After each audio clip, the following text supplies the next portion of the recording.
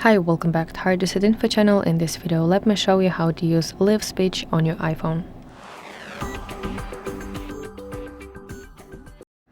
So feature live speech allows your iPhone to speak typed text aloud during, for example, phone calls, FaceTime, or some kind of conversation. So let's go to settings.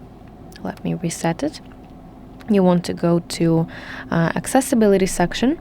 Now let's scroll down until you find live speech option.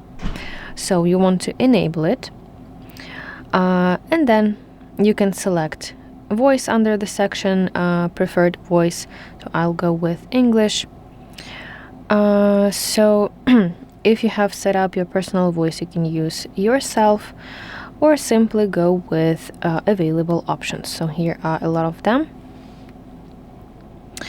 Okay, and now if you want to activate live speech, then you simply want to triple click the side button like this, and then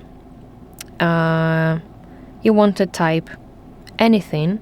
So you should go to text field by tapping plus icon. Then you want to type anything like this, and then it will say it out loud. So that's how it works, and as well you can delete if you do not need that, or simply tap this orange pencil icon in order to edit this one.